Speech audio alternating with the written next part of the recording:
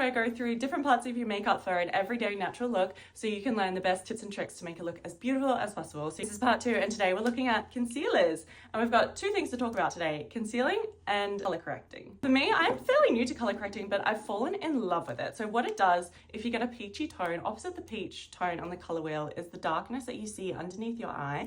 And so it's really gonna help color correct under your eyes before you put this concealer on. So if you are feeling like when you do concealer normally, you don't have enough coverage, still, even if you're using the most full coverage concealer, get yourself a color corrector. But I'm not going to use it for today because not everyone has this in their kit. So I'm going to use the e.l.f. Camo Concealer today. It's a really good full coverage, affordable option. I'll pop some other really good affordable options on the screen as well. For me, I like really bright under eyes, so I normally opt for the lighter shade. As you can see, this is like not my skin shade. If you are wanting a high contrast between highlighting under your eyes and your contour and your skin tone, you want to go for something really bright.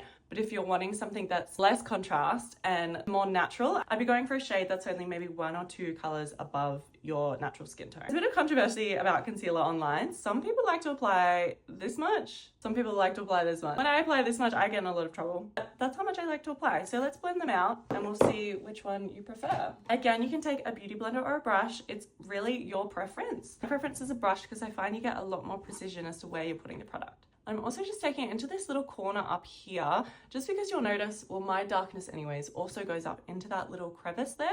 So it really helps to cancel it out. And then another trick is just to drag it upwards and you'll notice it gives you that like scooped effect. Let's try this side.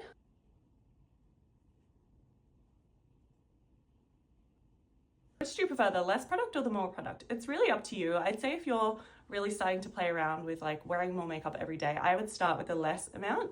And then if you're feeling like you still don't have enough coverage, work your way up to a little bit more. In part 2, we're going to talk about cream blush and cream contour. Go to part 2.